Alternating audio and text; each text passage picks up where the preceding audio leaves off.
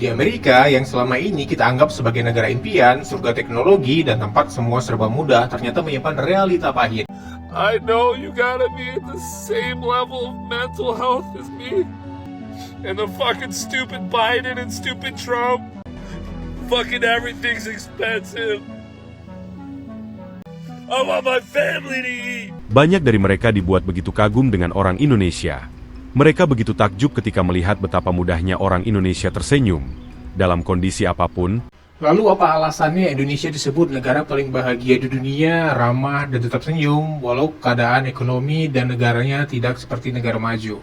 Ini adalah kesaksian dari para bule dan turis yang mengunjungi Indonesia yang menyebut Indonesia itu layak disebut negara paling bahagia.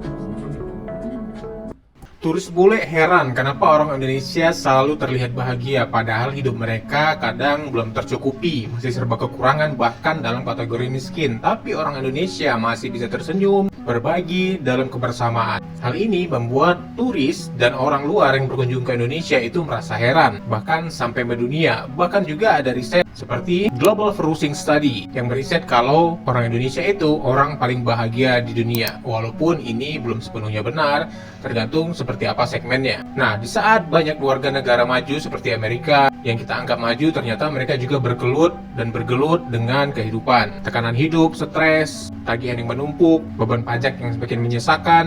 Di Amerika yang selama ini kita anggap sebagai negara impian, surga teknologi, dan tempat semua serba mudah, ternyata menyimpan realita pahit. Tagihan rumah sakit yang menembus ratusan juta, inflasi membuat harga kebutuhan pokok semakin meningkat, hingga tekanan hidup yang membuat warga yang menangis di media sosial. Warga Indonesia justru masih bisa tersenyum dan tertawa dan berbagi, yang membuat turis dan bule orang luar negeri itu heran kenapa Indonesia bisa seperti ini.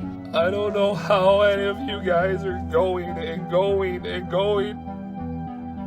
I know you gotta be at the same level of mental health as me. Every day it's something new between the fucking news and the fucking stupid Biden and stupid Trump.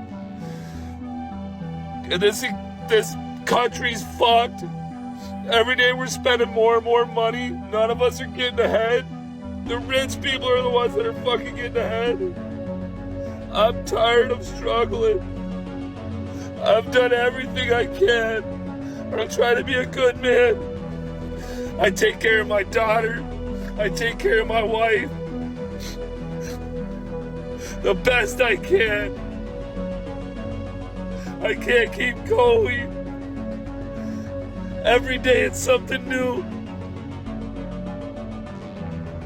And then on top of that, as if you're not trying to spend money, you have to. Fucking everything's expensive. I'm fucking Everybody wake up. It's time to stand up. I want my family to eat. I want you guys to eat. Starving is going to change that. Our system is broken 110%. And we still continue to climb that ladder, hoping for better tomorrows. We think with that broken thought process that if we keep climbing, we're going to find the top. What we happen to have forgotten is that we have met that debt ceiling a long fucking time ago. Video tadi adalah secuil atau sedikit gambaran orang Amerika yang menangis, berontak, sedih dengan kehidupan mereka di sana. karena harus membayar pajak yang meningkat, kehidupan yang semakin mahal, apa-apa mahal, pembayaran tunggakan kredit yang tak henti-hentinya, yang apa-apa dipajakin. Ternyata nggak jauh beda dengan Indonesia. Mereka menangis dan sudah tidak tahan lagi. Itu adalah gambaran video kecil di balik banyaknya video seperti itu di TikTok yang beredar jika kita memasukkan kata kunci Americans are crying because they can stand living in America. Ya, kurang lebih seperti itu bahasa Inggrisnya. Nah, ada sebuah cuplikan tayangan dari video yang menunjukkan ya orang bule atau turis itu heran dan kagum dengan orang Indonesia yang mampu tersenyum dengan keadaan apapun, yang membuat mereka itu bahagia. Dan menurut mereka, kehidupan orang Indonesia itu adalah sebagian dari impian mereka yang bisa tersenyum dalam kondisi apapun walaupun kehidupan tidak sedang baik-baik saja, walaupun dalam keadaan susah. Orang Indonesia lebih bahagia daripada orang Barat, dan kehidupan orang Indonesia diimpikan oleh banyak orang Barat. Ketika mendengar kalimat tersebut, sebagian dari Anda mungkin tidak percaya, karena mungkin terdengar sangat lucu. Namun, tahukah Anda bahwa kalimat tersebut benar adanya? Ya, faktanya, ketika bule mengunjungi Indonesia, banyak dari mereka dibuat begitu kagum dengan orang Indonesia. Mereka begitu takjub ketika melihat betapa mudahnya orang Indonesia tersenyum.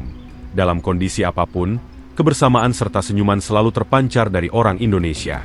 Hal ini dirasakan langsung oleh seorang bule bernama Scott. Dalam akunnya, ia dibuat takjub dengan orang Indonesia. Hey, Assalamualaikum Pak. Apa kabarmu hari ini? Wow. Sehat. Kamu senang? Senang Kamu senang dan kamu ganteng dan kamu ramah. Oke. Semangat, bro.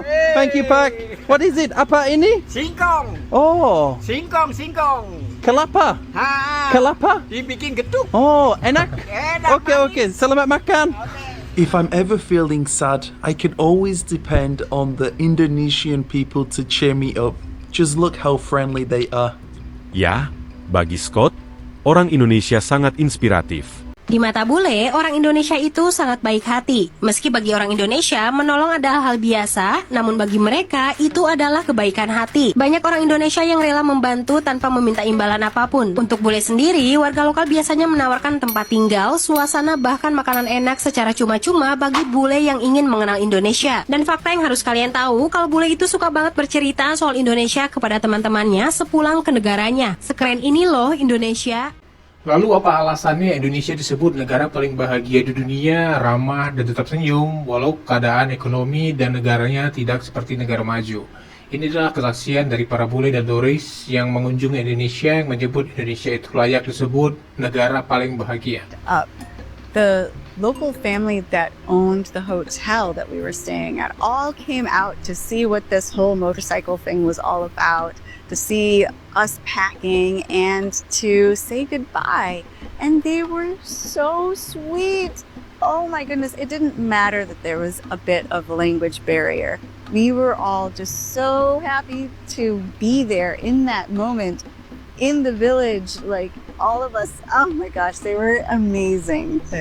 The wife of the husband who owned the place came out, and like the mother-in-law came out. Halima. Terima kasih. Thank you all very, very much. And there's kids running around. It was like 3 different generations of people like saying bye to us and smiling, and they introduced each other to us, and it was really special to have them send us off. I will always remember the village of Nangataya, and it will always have a special place in my heart. Thank you, Mister. Banyak yang aku ketemu orang Indonesia waktu di Indonesia, mereka jujur banget dari hati. Jadi orangnya jujur banget gitu. Jujur banget dan mau emang beneran membantu orangnya. Kayak contohnya aku di mall tanya, oh aku nggak tahu lokasi ini di mana. Biasanya harusnya kasih tahu dengan tangan. Oh harus jalan 200 mil arah ke sana, kemudian kanan gitu, ngomong gitu. Tapi orang Indonesia yang aku pernah tanya gitu, mereka yang jalan bareng, antarin gitu. Itu jarang yang aku bisa lihat, bukan di Korea doang, tapi di mana-mana negara lain jarang orang yang melakukan itu. You lived here 30 years. 30 years, yeah. So you sleep in here? It's nothing. They sleep on the hard floor, and 3 of them sleep in here. Their bedroom, my arms can go from one side to another. And they've got 3 people that live in here. Dude, it's like claustrophobic just standing. Bagaimana mungkin Indonesia, negara berkembang dengan segala tantangannya, dinobatkan sebagai negara paling bahagia dan paling utuh secara kehidupan? Ini bukan klaim sembarangan. Sebelumnya, Indonesia memang pernah disebut sebagai negara paling dermawan di dunia oleh World Giving Index. Yes. Lebih dari 90% masyarakat Indonesia tercatat rutin menyumbang atau terlibat dalam kegiatan sosial tiap bulan. Bahkan secara terbuka mereka menyatakan senang bisa membantu orang lain yang membutuhkan. Tapi, yang terjadi selanjutnya justru lebih mengejutkan. Menurut Global Flourishing Study, sebuah survei besar kolaborasi antara Harvard, Baylor University, dan Gallup, Indonesia menjadi negara paling flourishing di dunia. Dalam kajian tersebut, kata flourishing sendiri merujuk pada kondisi ketika semua aspek kehidupan seseorang berada dalam keadaan baik, mulai dari kepuasan hidup, kesehatan fisik dan mental, makna hidup, karakter pribadi, relasi sosial, serta kestabilan finansial. She's happy, has a guest from the outside carnival. Yeah. I'm happy that you have me here. I appreciate it. Thank you. Dengan kata lain, ini bukan semata soal kaya secara ekonomi, tapi seimbang secara manusiawi. Dari 200.000 lebih responden di 22 negara, Indonesia mendapat skor tertinggi, 8,47 dari 10, lebih tinggi dari Amerika Serikat, Inggris, bahkan Jepang. Jadi, kenapa Indonesia bisa unggul? Salah satu jawabannya ada pada struktur sosial dan budaya spiritual yang kuat. Sekitar 75% responden Indonesia mengikuti kegiatan keagamaan secara rutin. Ini bukan hanya soal agama, tapi soal keterhubungan. Para peneliti menyebutnya sebagai quiet technologies of belonging, sebuah istilah untuk menggambarkan sistem sosial yang tenang, alami, tapi sangat kuat. Gotong royong, arisan, doa bersama, kerja bakti, semua ini membangun rasa memiliki, keamanan emosional, dan solidaritas sosial. Tanpa disadari, masyarakat Indonesia hidup dalam jaringan sosial yang saling menopang. Bandingkan dengan negara-negara maju. Amerika Serikat misalnya, hanya berada di peringkat 12 dengan nilai 7,11. Hal ini dikarenakan tingkat isolasi sosial yang tinggi, terutama di kalangan anak muda. Begitu juga dengan negara Eropa seperti Jerman berada di peringkat 16 dengan nilai 7,01. What is our problem? I have been lucky and fortunate and privileged enough to travel to other countries and see different cultures. And they can be friendly. They can be polite. In Germany, it's like going to the supermarket is just depressing. Everyone is just unfriendly and rude. And I'm like, why are we like this? Why can't we, as a collective, as a society in Germany, be nice to each other? Sementara Jepang berada di urutan paling bawah dengan skor 5,89, terutama karena rendahnya interaksi sosial dan tingginya tingkat kesepian di masyarakat. Data ini sejalan dengan temuan lain yang menunjukkan tingginya angka lonely death atau kematian dalam kesendirian. Pada tahun 2024 saja tercatat sedikitnya 58.000 warga Jepang berusia di atas 65 tahun ditemukan meninggal seorang diri di rumah mereka tanpa ada yang menyadari selama berhari-hari, berminggu-minggu, bahkan berbulan-bulan. Nah, bagaimana menurut kalian dengan tayangan video tadi, dengan cuplikan video tadi ya? Tidak jauh juga seperti di Indonesia, di Amerika banyak yang protes, banyak yang menangis, warganya banyak yang tidak tahan, bahkan ingin keluar dari negaranya.